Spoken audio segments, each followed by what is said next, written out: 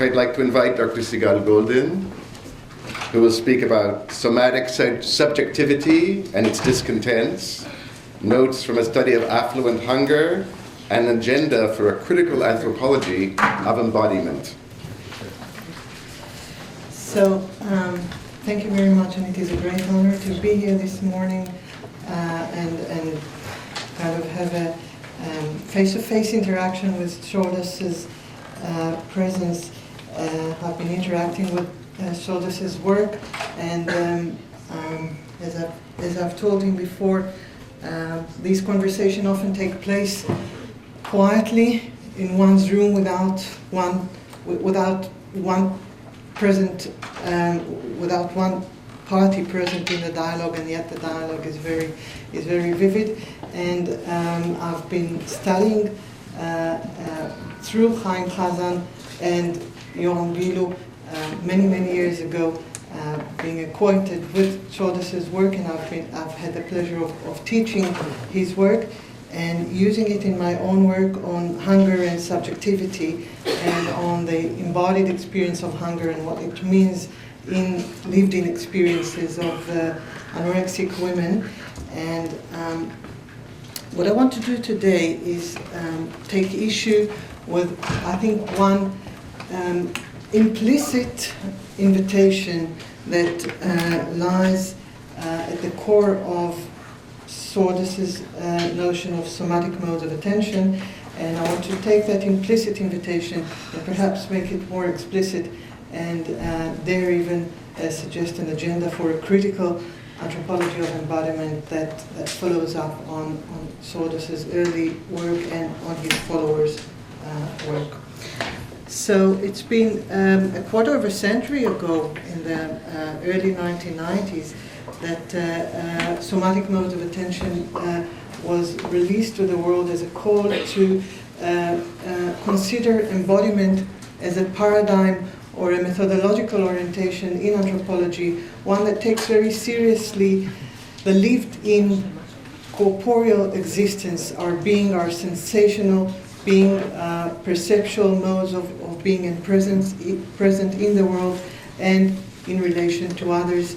And it is this call that has been followed by an enormously rich and inspirational body of anthropological literature on how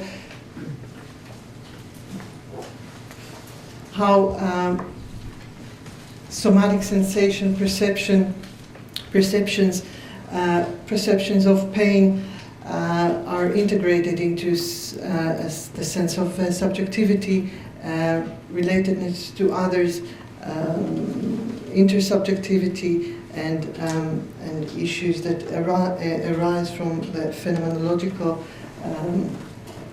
proposal put forward in this embodied paradigm of anthropology. I think that there's a tendency to often to overemphasize, and this maybe has come up in Dawn's talk also, that there's a tendency to overemphasize the notion of experience as a kind of a reflection on the being, the subjective being, the being of the body. And what I want to propose is that there's an implicit invitation in the call for an embodied paradigm of anthropology for the study not only of being, but even more so of becoming. That is the dynamic process of not just being a body. And it's implicit in a sense because it's almost trivial for anthropologists to think about dynamic processes of how one transforms from one point to the other, or how meanings are transformed or are being emerge, how meanings emerge as dynamic processes of the making of, or the making of the subject and the making of sociality. But I think that it hasn't been really a potent axis in the anthropology of embodiment to consider very seriously not the experience of being, but the process of becoming, and how one becomes something through corporeal reality. So it's this becoming, this transformation, this process of transforming and of becoming something that I find extremely interesting and extremely intriguing as a potential paradigm of embodied anthropology. And of course, there's an analytical shift here from looking at a frozen picture to looking at a picture in motion. And I find I want to take some lessons from my own study on the experience of becoming a moral subject through sensation and experiences of hunger in anorexia. I want to take that example as a starting point from which to theorize a more political or politically engaged theory of embodiment as a form of becoming. So I want to just read a few examples from my field work and then take it back from there.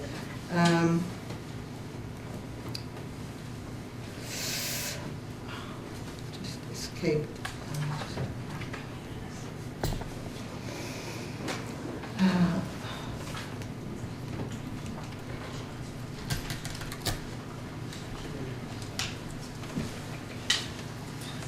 Sorry about that.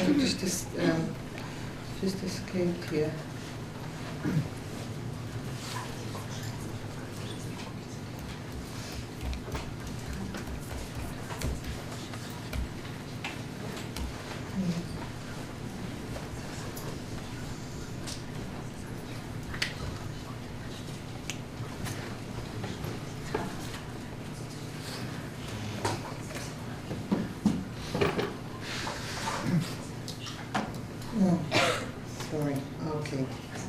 Here it is. Narratives of hunger in anorexia. I pressed my fist into my stomach and tried to squash the incredible hunger that seems to be chewing on my ribs. I'd walk into the metro talking back to my stomach, telling it to be quiet. It wasn't really hungry. It was just fucking with my head. I'll eat at lunch, I promised it. Paradoxically, the term anorexia nervosa, which was coined in the 1870s, literally denotes an erotic loss of appetite. But in fact, some contemporary psychotherapists maintain, and as my study further explores, that far from losing their appetite, anorexic women are constantly live with their hunger. And in fact, that hunger is perhaps one of the most important corporeal experience of being in the world of the anorexic body. So while for many years psychotherapists and also cultural researchers has looked at anorexia as a form of performance and have focused analytically on how the body looks and what anorexics may do with their bodies in the senses of vision, so the focus was for a long time on perceptions through the visual perception, how the body looks and is reflected in the mirror. What I want to suggest is an analytical shift from perceptions as in vision to perceptions as in physical pains and more specifically those pains that are related to hunger and the being and the corporeal being of hunger. So I want to shift the emphasis to other forms or other modes of attention that are not in the visual but rather in the somatic pain of feeling hunger and what that feeling might do. And consider, for example, the following text, which is part of an imaginary dialogue between an anorexic woman hospitalized in an eating disorder unit and her therapist. The writer, in her early 20s, retroactively reflects on her experience at the hospital, and this is a written text that I'm quoting from, it's not part of an interview. Fat is a physical evidence for the content maintenance of affluent seasons. When you have that to store.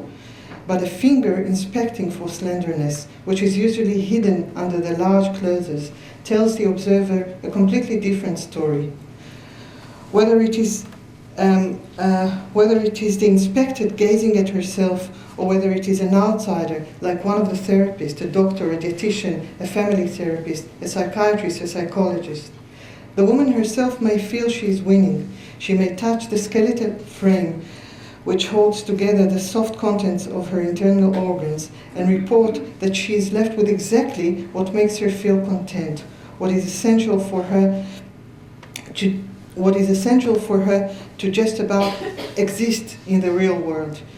She would then say, and I've heard anorexic patients saying just that, I'm winning, I'm in control. Now you can see the real me. Look at what my willpower can do. I'm actually strong because I can restrain myself better than you can. You, the doctor, you are overflowed, and that is something that you will not find in me. Overflow, for me, is something that makes you lumpish and tired, something that causes wearying. You are sleepy, and I'm awake, and my senses are sharp. I may be hungry, but I'm using the feeling aroused by this hunger in order to become a better hunter in those sides of life that you will never get to know. In this text, the inspected body defies the judgmental gaze of an army of experts and thus creates an alternative narrative of victory, of strength, of authenticity, of will, of power, of livelihood. These themes are the stuff of which heroic self are made of, and as the following discussion illustrates, these emerging heroic selves take place in anorexia through the practice and the physical sensation of hunger. I had a book of calories, which I took from my mom, says 14-year-old Debbie, replying to my question, how did you start dieting? She goes on to tell me that at first she decided to eat 500 calories a day, and that right from the beginning, she says, I didn't, not even once, had anything like sweets or anything like that, not even a bite. Then I saw I could do it. I went on to 300 calories a day. I know you'll think it's superficial and all, but it's very difficult to do this, especially in the beginning. So it gives you a good feeling. I ask, what kind of a feeling? A feeling of, I can do it. In another occasion, Ella, 15-year-old, recalls, I remember that in the early days, I was really hungry at night, but I felt so awake, especially if I had lost weight that day. I was hyper. I felt so good about it. I felt I could do anything. Mia, 16 years old, describes what it means for her to be hungry by saying that she enjoys it. It's not always easy. Some days are more difficult than others, but I like it, being hungry. I asked, do you know why? Because then I can feel myself. I like it when I actually feel my stomach, because then I know that it's for real, that I've made it. I ask, can you explain what do you mean by that? And she replies that I've passed through another day and succeeded in beating it. In this part of the interview, Mia uses positive verbs like I enjoy, I like, I made it, I succeeded to make sense of her hunger. This accord with other declarations by other informants that being hungry makes them feel good because it is that very sensation of hunger that is associated with the experience of success, of making it, of livelihood. The same trajectory appears in Ella's memory of feeling hyper and being able to do anything. I asked him, Bar, 15 years old, to answer, what do you feel when you feel hungry? What is it that you feel when you are hungry? I can't explain it exactly. You feel like your stomach is crying help. You feel hunger, you feel weakness, and in spite of that, you go on. You can convince yourself that you're not hungry. Here again, the feeling of hunger is related to a sense of achievement, of defeating physical difficulties. In all these cases, it seems that the experience of hunger is central in constructing a sense of potent selfhood, as explicitly made clear in many of my informants' conversation. Experience of hunger as a medium of becoming, of not only of being, but actually of becoming a moral self, is a recurring theme that came through many conversations at the eating disorders clinic, where I conducted my ethnographic work some years back. Hunger was experienced simultaneously in terms of a painful difficulty and an enjoyable sensation. Being anorexic in this sense is about being hungry and giving meaning to hunger, not less than it is about shaping the body. For this reason, hunger is literally put into practice by anorexics, as illustrated in the following encounter with Rachel. Rachel was 17 years old when we first met. She presented herself as a girl who is carrying this story of anorexia for 3 years. She had been in and out of hospitals throughout the period. At the time of our meeting, Rachel was waiting to be admitted at the eating disorder unit, again after losing weight to a point of a grave threat to her health. There was no available place for her at the unit, and Rachel had to take place on the waiting list while staying at home. She stopped going to school. She was 17 years old. She stopped going to school, and she said that she's had enough of it for now, and she could go back to study anytime in the future. Rachel resided with her parents and younger sister in a modest 3-bedroom flat a few minutes walk from the hospital. I met her at the ED unit, and we chatted a couple of times, and she invited me to visit her at her home and continue talking about anorexia and what it means for her to be anorexic. She said that she felt more comfortable at home and also seemed very interested in interacting with me and in being heard at a period where she felt, as she described it, out of frame.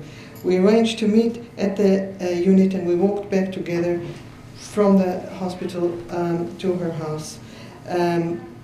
It was a very, very hot summer day, unusually hot even in Israeli terms, and I noticed that Rachel was quiet in walking, and she watched, and as I watched, I realized she may be expecting me to help her move quicker in the waiting list, and I made it clear that this was not possible.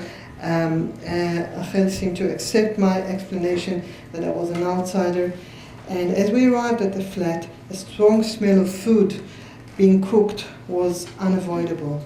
She invited me to follow her into the kitchen, where she continued to cook the lunch she had started preparing before coming to meet me at the unit. I like preparing food for my parents and sister, but I don't eat it myself. I don't even taste it, she said. Although this phenomenon of anorexic cooking for others while themselves refusing to eat is quite common, I found the whole scenario somewhere surreal. We were talking about food and recipes and hunger while Rachel was busy cooking lunch, stirring pots and putting food into the oven. She told me that she loves cooking and that it is very good, and she's very good at it. And then she repeatedly suggested that I tried some of the food that she was preparing. I am told I am an excellent cook, she said proudly. When I asked if she was going to eat or have anything at all of what she cooked, she smiled, as if to say that my question was ridiculous, and said there was no way she would have it herself.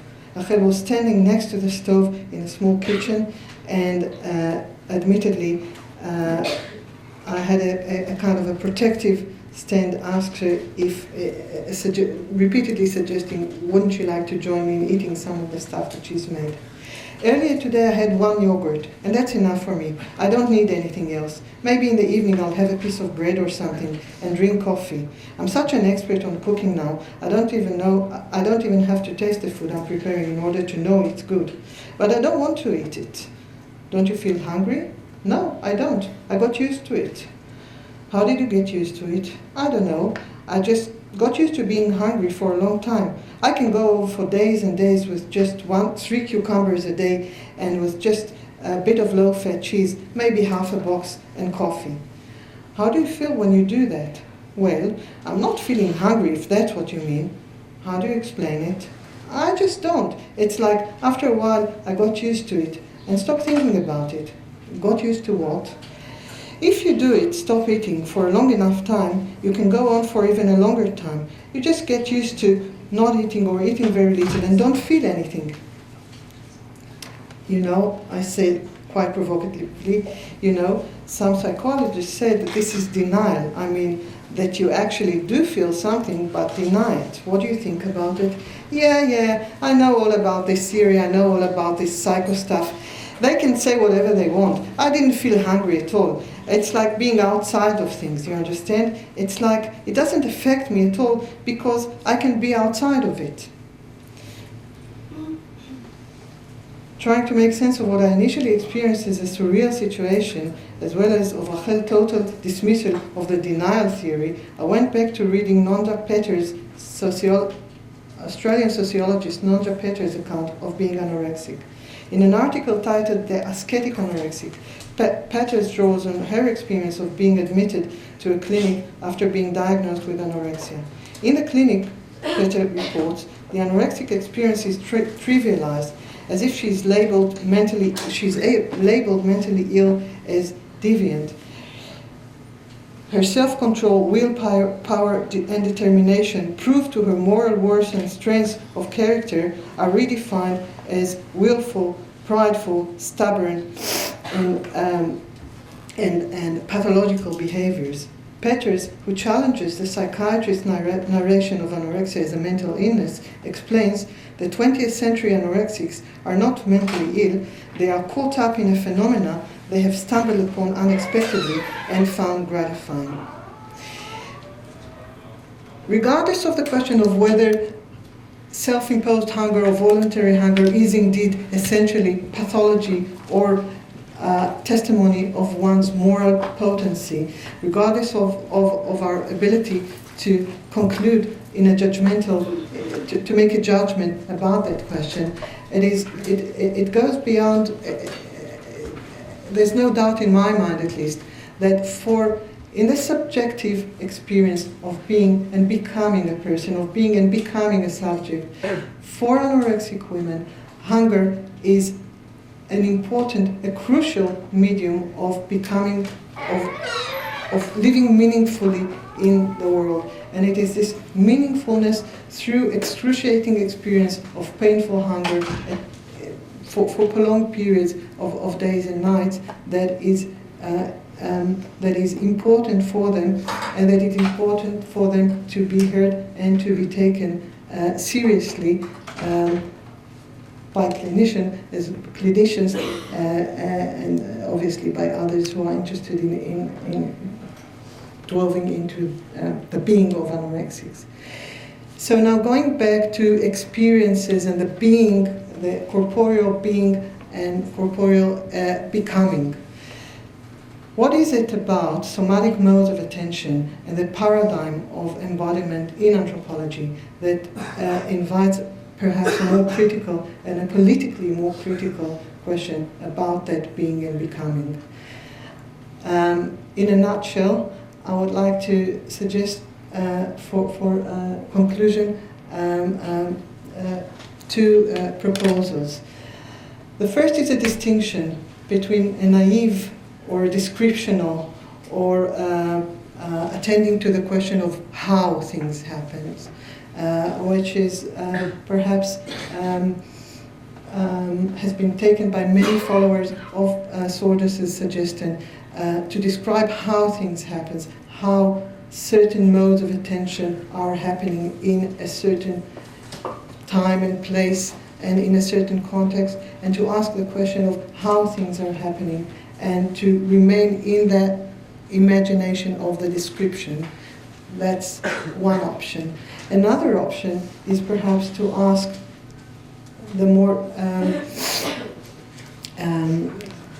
maybe daring question of why some somatic modes of attention emerge in a context of a certain group or a certain historical moment. Why somatic modes of attention, why hunger has become a potent somatic mode of being heroic for young women specifically in late modern affluent societies.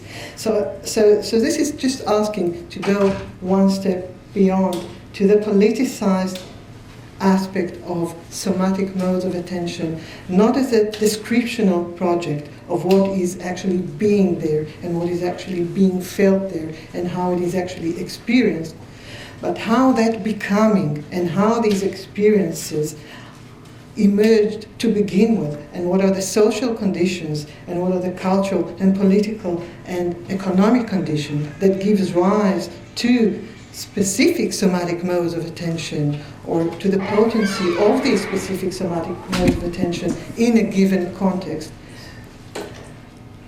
for vulnerable groups or for groups in different for groups in different locations of class, economy, gender, race, and so on. To talk about idioms of distress and to talk about somatic modes of attention without taking into account or without considering the question of why, I think misses a lot of the potent and extremely important potential that lies in the concept of embodiment as a paradigm for a political anthropology of the body.